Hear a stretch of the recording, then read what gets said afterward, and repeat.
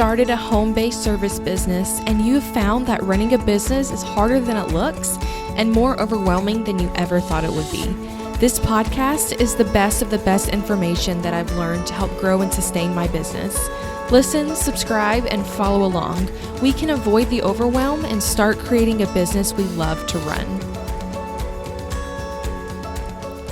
Hello, everybody, and welcome back to the DAC podcast. My name is Lydia Miller, and if you are new around here, I want to welcome you. And if you are returning, I want to welcome you back again. I am really excited about today's episode because I'm going to be talking all about what I purchased from Cultivate What Matters and how I'm going to use that in 2019 for my business and for my personal life. So let's start with things that I purchased from Cultivate What Matters. Also, if you don't know who they are, you might want to pause this episode, go look at their website, and kind of get a visual for what I'm talking about, because that'll help out, I think. You can go to cultivatewhatmatters.com, and you can see what I'm talking about there, and I think it'll make a little bit more sense. So I have purchased the Powersheets before. I purchased a 6-month undated version of them in 2016 for the 2017 year. But I didn't really use them like I should have. Until about 2 months ago, I still had months that weren't being used at all. And I hadn't really filled out anything from before. So I don't know if this is going to work for me, but I really think it will for this next year because I'm a lot more focused on my business and my personal life. And I think that's what I really want to get in place this year. So I purchased 2 sets of Powersheets. The first one, I purchased the multicolor for my personal life, and I purchased the yellow Powersheets for my business. And with the yellow Powersheets, I actually purchased their bundle. I don't know if it's available anymore because I purchased it around their launch day, but it came with a pouch that says Make It Happen. That's for your pens and pencils and stickers and things like that. And then I also purchased a goal setting sticker book, which is really cute. And I purchased a few little other little things as far as cards that have little motivational phrases on them that I'm going to be able to put in my new office, and some bigger cards that say some longer phrases on them as well. So I purchased the bundle. I really like it. There's a few things in here I probably would not have bought unless it were in the bundle. One of those things being the tending tape. I don't really use washi, it's basically washi tape. I really don't use washi tape a whole lot. I know that some girls use them to really decorate their planners really big and really make it, decorated for all the seasons and all that kind of stuff, but I just don't have the time for all of that. And then I also purchased the companion goal guide for finance. And I purchased this thinking that maybe someone who has a really small business could use this for their personal, for their business finances. And honestly, I just haven't had a chance yet to look through it. It definitely seems more geared towards personal finances. So I don't know if I would recommend it for anything other than that. But once I really read through everything and think about how I can implement that with some small clients, it might be really helpful. But just so you know, I don't know if that would be the best place for your money if you're looking at your business finances. Now, the other thing that I'm most excited about besides the Powersheets are these loose leaf papers, and I don't remember exactly what they call them, but it's basically, like 25 or so sheets of paper that all are for different things for planning your year. So there is a perpetual calendar, and then there are 12 blank calendars that are in here. And I'm excited about these because while I do already have my 2019 calendars, I'm going to use this for meal planning. So I'm going to tape this up on my fridge, and I'm going to write in our dinner meals for each of these nights, or if Jed's gone, or if we're having friends over. And I'm going to have it on our fridge so that Jed can look there to see what's for dinner instead of asking me and then me being stressed out about, I don't know what we're having for dinner, or I'm not close to my planner right now. So these are going to go on the fridge. I'm probably going to use the washi tape to put them up there. Maybe a magnet. I don't know if our new refrigerator is magnetic or not. It might be I can't remember right now. So I'll have to figure that one out. But these are going to go in our refrigerator, and I'm really excited about that. That was one of the things that I had wanted to do last year, but I never got around to. Another thing in here are 4 financial check-ins. So there's a place on here for you to write out your assets, which are your cash, your investments, things like that, and your home equity. And then there's also a place for you to write out your liabilities so that you can see where your net worth is each quarter. I really like this, especially if you have a husband like mine who doesn't really prefer details. He kind of just wants to see the big picture while I prefer to see the details. I think that's really helpful to just be on the same page with your spouse as far as where your money's going. The next thing in here are organization and decluttering pieces of paper where it gives you a space to declutter and you can write it out. You can write out your schedule for when you're going to declutter. And there's 2 sheets of that in here. There's also a relationship tending. So you can write out your friends and how you want to tend to him or her. And I think that's like sending them a note or having them for coffee or remembering their birthday, things like that. So that's kind of cool. I don't know exactly if I'll use that or not, but it's nice to have, I guess. The next thing, which I already have a separate list for, is my reading list. So books you want to read and then books you have read. And there's even stars for you to give it a 1, 2, 3, 4, or 5-star rating, which is really cute. I definitely already have reading lists galore and books galore that I just have not gotten to this year. So I don't know if that'll even be enough spaces, but we'll start there. And the last 2 pieces of paper in here are for self-care. So what I want to improve on the most and ideas and ways I feel most refreshed. And this is one thing that I have already been thinking through for this next year and things that I want to do for myself that I think are really going to help. So that is really the basics of what I purchased from Cultivate What Matters a few months back, or maybe not a few months. It feels like it's been a few months. It was 1 month ago that I purchased all of these things. And so that is what I bought. And so now let's talk about how I'm going to use the Powersheets specifically for my personal life and for my business this next year. So I purchased 2, and I don't know if that's necessarily recommended. I'm in a Facebook group of Powersheets users, and some people asked if you had 1 or 2, and there's definitely kind of a split response from that. And really not a lot of people purchased 2 of them, but this last year, as far as 2018 goes, has been for me a learning year. Learning by the fact that I did most of my MBA this last year. I did 7 of my 10 classes this year. So I didn't have a lot of time to implement ideas that I've gotten from schooling and from following new people online. Also, it's been a year where I haven't fully neglected my house in my personal life, but I definitely have not paid attention to it at all because I just haven't had time. It's just been so crazy this last year with schoolwork and working and everything like that. So I'm finally ready to implement and take action on ideas, and I need a place to organize all of those action items and to have something on paper because I don't do well if it's on the computer. I need something on paper that I can write out and show my progress for. So that's why I'm using 2. I'm using 1 for my personal life and I'm using 1 for business. It also gives me a really good divider as far as whenever I stop working on Fridays, I can open up my personal planner and look to see what I want to finish that weekend or things that I want to schedule out instead of looking off my business and thinking, well, I could be working on other things instead of just being at home. But it just gives me a better sense of this is work and this is family time. So some of my goals for my personal life, I've actually already taken care of. And I'll explain how I did that in a minute. So some goals for my personal life, if you're interested at all, is really making our house into our home. And this came about actually because we are going to be moving in the next few months.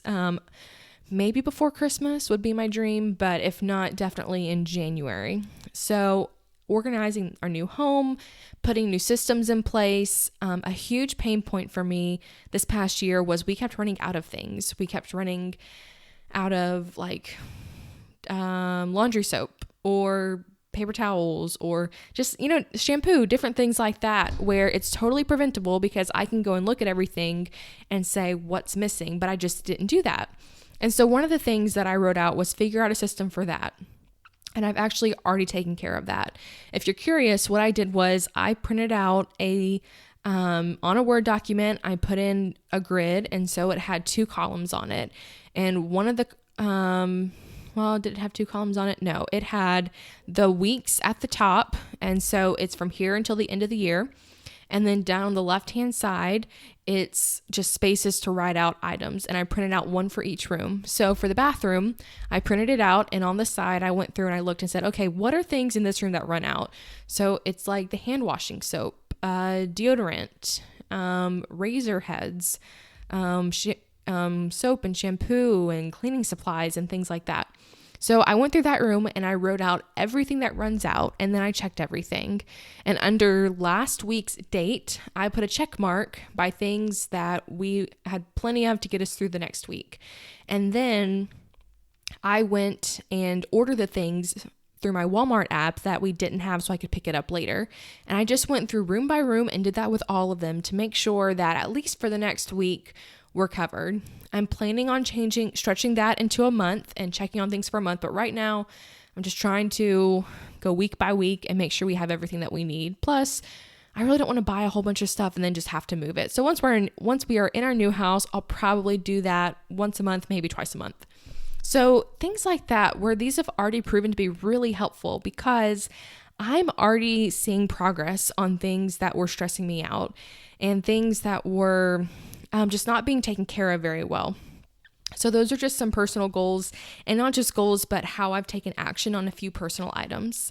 And as far as the business goes, I have a lot of ideas this next year. I am so excited for 2019. I'm so excited to finish my master's degree and to really, after we move, to really focus on some of these ideas I have for the business, because school is taking up probably like 20 to 30 hours a week out of my time, and not just that, out of my brain space, because I'm constantly thinking about, okay, what do I have next? What am I supposed to be reading right now? What assignments do I have? What papers do I have to write? What lectures do I need to be listening to? I mean, not forgetting the information that I just learned. So I have been keeping a list of all of my ideas everywhere. And I'm really excited once my master's is finished on December 13th to look through those ideas and to really decide what I'm going to take action on first, because I'm going to take action on all of those ideas, but it's just deciding exactly what I want to do. Also, things like this podcast, I am trying to be more consistent with it. I am trying to release an episode at least or every single Friday at the same time, and things like that, where I'm just working on being more consistent, planning on doing things in the future. So I think this is going to be a good accountability partner for me as far as that goes. So those were a few of my goals that I have for my professional life, and I'm definitely going to start using them. Also, if you are not familiar with Powersheets and you've maybe looked at the website, but I don't know if they give you a full view of the inside, let me just walk through a little bit what they have and what I really like about these and why I'm going to use them.